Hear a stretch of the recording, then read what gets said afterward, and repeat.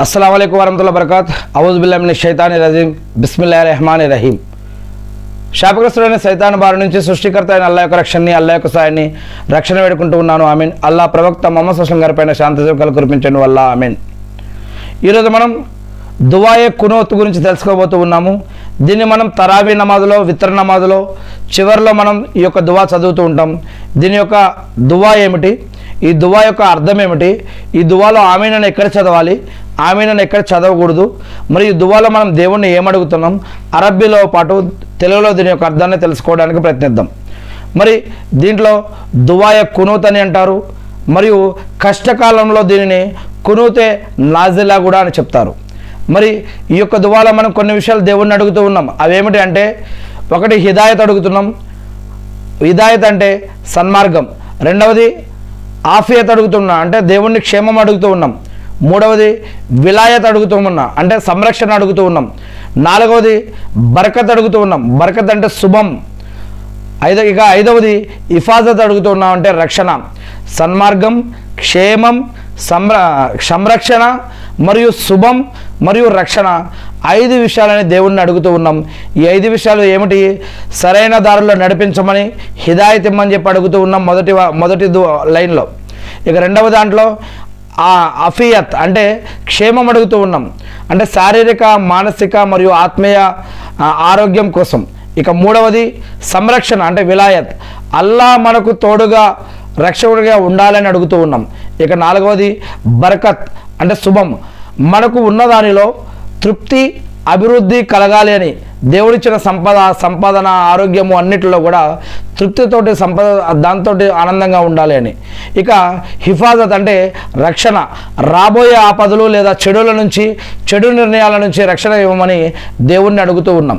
ఇక ఈ యొక్క దువాలోకి వెళ్ళినట్లయితే అల్లాహుమ్మా అఫ్దిని అనేటువంటి యొక్క దువా, అల్లాహుమ్మా అఫ్దీని ఫీమన్ హదైత వా అఫ్ని ఫీమన్ అఫైత్ వతవల్లిని ఫీమన్ తవల్లైత్ వబారిక్లీ ఫీమా అతైత్ వకిని షర్రమా కబైత్ వైన్నక తగ్ది వలా యగ్దు అలైక్ వైన్నహు లా యజిల్లు మన్ వాలైత్ తబారక్త రబ్బనా వతల్లైత్. దీని యొక్క అర్థం, అల్లాహుమ్మా అఫ్దిని ఫీమన్ హదైత్ అంటే, వల్ల నీవు ఎవరికైతే సన్మార్గం చూపించావో వారితో పాటు నాకు కూడా సన్మార్గం ప్రసాదించు. ఇక్కడ ఆమీన్ అని చెప్తాం. ఇక అఫిని ఫీమన్ అఫైత్, ఇక్కడ కూడా ఆమీన్ అని చెప్తాం. ఎందుకు? నీవు ఎవరికైతే ఆరోగ్యాన్ని, క్షేమాన్ని ఇచ్చావో వారితో పాటు నాకు కూడా క్షేమాన్ని ప్రసాదించు. ఆమీన్. మీరు ఈ యొక్క దువా చదివితే సూర్య ఫాతిహాలో ఉన్నటువంటి 7వ వాక్యానికి ఈ యొక్క సూర్య ఫాతిహాలో ఉన్న ప్రతి ఆయతికి కూడా ఈ యొక్క దువా కూడా కనెక్ట్ అవుతూ ఉంటుంది. మీరు కావాలంటే ఆలోచించండి. ఇక 3వ వాక్యం, వతవల్లిని ఫీమన్ తవల్లైత్, నీవు ఎవరికైతే సంరక్షకుడిగా మారావో వారితో పాటు నాకు కూడా నీవు సంరక్షకుడిగా ఉండు. ఆమీన్. వబారిక్లీ ఫీమా అతైత్, నీవు నాకు ప్రసాదించిన వాటిలో శుభాన్ని, బర్కత్ను కలిగించు. ఆమీన్. వకీని షర్రమా కబైత్, నీవు నిర్ణయించిన వాటిలోని చెడుల నుంచి నన్ను రక్షించు. ఆమీన్. ఇక వా ఇన్నక తగ్ది వాలా యగ్దా అలైక్, నిశ్చయంగా నీవే తీర్పుని ఇచ్చేవాడివి, నీపై ఎవరూ తీర్పుని ఇవ్వలేరు. అల్హమ్దుల్లా. ఇక్కడ ఆమీన్ అనేది అవసరం లేదు. వా ఇన్నహు లా యజిల్లు మన్ వాలైత్, నీవు ఎవరికి తోడుగా ఉంటావో వారు ఎన్నటికీ అవమానపడరు. ఇక్కడ కూడా ఆమీన్ అనాల్సిన అవసరం లేదు. తబారక్త రబ్బనా వతల్లైత్, ఇక్కడ కూడా ఆమీన్ అనాల్సిన అవసరం లేదు. దీని యొక్క అర్థం, ఓ మా ప్రభువా, నీవు ఎంతో శుభప్రదమైన వాడవు మరియు సర్వోన్నతుడువు. ఇక ఈ దువాలో మీరు అడిగిన మొదటి వాక్యం చాలా శక్తివంతమైనది. ఇది అల్లాహ్ నుండి హిదాయత్, సన్మార్గం కోసం అడుగుతూ ఉన్నది. ఇంతకుముందే మనం చెప్పుకున్నాం, ఈ దువాలో 5 విషయాలు దాగి ఉన్నాయి. హిదాయత్ అంటే సన్మార్గం, ఇంకోటి ఆఫియత్ అంటే క్షేమం, మూడవది విలాయత్ అంటే సంరక్షణ, నాలుగవది బర్కత్ అంటే శుభం, ఐదవది హిఫాజత్ అంటే రక్షణ ఇహపరలోకాల్లో కూడా.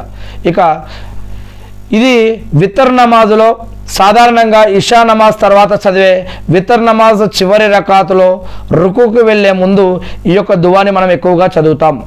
అది అంతేకాకుండా కష్టకాలాలలో ఉన్నప్పుడు కూడా, కష్టాలు నష్టాలు బాధలు ఇబ్బందులు ఉన్నప్పుడు కూడా ఓపిక పట్టి నమాజ్ చేసి ఈ యొక్క ప్రార్థన చేసుకుంటూ ఉంటాం. దీనిని కునూతే నాజిలా అంటే ముస్లిం సమాజం ఏదైనా పెద్ద ఆపదలు ఉన్నప్పుడు లేదా అనేక రకాల యుద్ధాలు కరువు కాటకాలు వంటి పరిస్థితులు మరి వచ్చినప్పుడు 5 పూటల నమాజుల్లో ముఖ్యంగా ఫజర్ నమాజ్లో ఈ యొక్క దువాను కూడా చదువుతారు. ఇక మీరు అడిగిన మొదటి వాక్యం అల్లాహుమ్మా అహిదిని ఫీమన్ హదైత్, వల్లా నీవు ఎవరికైతే సన్మార్గం చూపించావో వారితో పాటు నాకు కూడా సన్మార్గాన్ని ప్రసాదించు అనే ఈ దువాకు చాలా ప్రాణం వంటిది ఈ యొక్క వాక్యం అన్నమాట.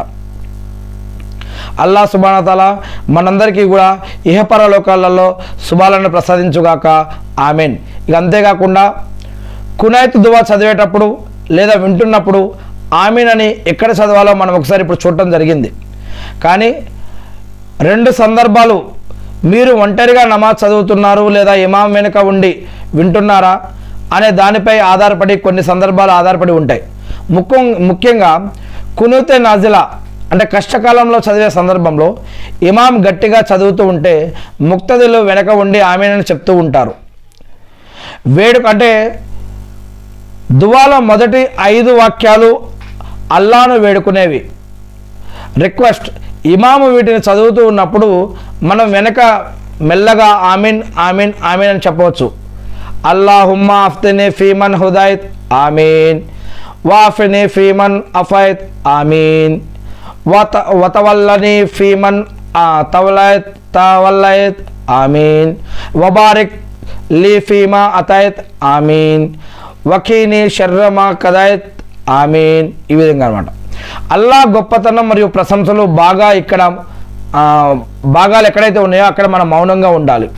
దువాలో ఆఖరి భాగం అల్లా యొక్క గుణగణాలను మరియు ఆయన గొప్పతనాన్ని కొనియాడేవి. ఇక్కడ మనం ఆమీన్ అని అనకూడదు, ఎందుకంటే ఇవి కోరికలు కావు, ఇవి సాక్ష్యాలు మరియు అల్లాని పొగడే పొగడతలు. ఫైన్నక తగ్ది వలాయగ్దా అలైక్, నిశ్చయంగా నీవే తీర్పుని ఇచ్చేవాడవి. వైన్నాహు లా యజిల్లు మన్ వాలైత్, నీవు ఎవరికైతే తోడు ఉన్నావో ఆ తోడున్న వారు అవమానపడరు. తబారక్తా రబ్బనా వతల్లైత్, మా ప్రభువా నీవు ఎంతో శుభప్రదమైన వాడవి. ఇమాం ఈ ప్రశంసించే భాగాలు చదువుతున్నప్పుడు వెనుక ఉన్నవారు అప్పుడు ఆమీన్ అనకుండా ఈ యొక్క చివరి వాక్యాలలో మౌనంగా ఉండాలి, లేదా మనసులో సుబహానల్లా అని కూడా అనుకోవచ్చు. ఆమీన్ అని అయితే అనాల్సిన అవసరం ఉండదు. ఇది ఆమీన్కి సంబంధించినటువంటి వాక్యం కాదు. ఇది నేను మీకు అర్థమైందని అనుకుంటున్నాను. మనందరి తరపున ఈ యొక్క దువాని దేవుడు స్వీకరించాలని, ఇహలోకంలోనూ పరలోకంలోనూ మనందరికీ దీని యొక్క శుభాలను ప్రసాదించమని నేను మనందరి తరపున కూడా ఆ దేవుణ్ణి ప్రార్థిస్తూ ఉన్నాను. ఆమీన్.